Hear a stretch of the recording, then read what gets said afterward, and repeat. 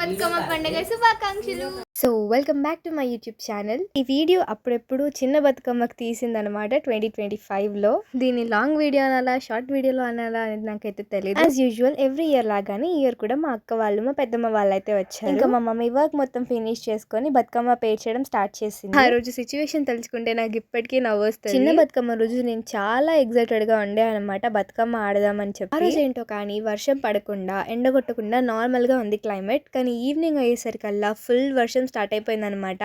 మేమందరం రెడీ అయ్యి కూడా వేస్ట్ అయిపోయింది. ఇంకా అక్కడికి వెళ్ళిన తర్వాత ఏం చేయలేక ఒకరి ముఖాల ఒకరు చూసుకొని చాలా నవ్వుకున్నాం. ఒక 5 minutes అయినా గ్యాప్ ఇస్తుందేమో, 5 minutes అయినా ఆడుకుందాం అనుకున్నా కానీ అస్సలు గ్యాప్ ఇవ్వలేదన్నమాట వర్షం. ఇదంతా ఓకే, కానీ నేను అలసిపోతానని ముందు జాగ్రత్తగా అన్నం కూడా తిని వెళ్ళాను కదా, అది తలుచుకొని వస్తే చాలా నవ్వుకున్నాను. అది కూడా రెడీ అయిపోయి బతుకమ్మని తీసుకెళ్దామనే టైంలో ప్లేట్లో అన్నం వేసుకొని తిన్నాను.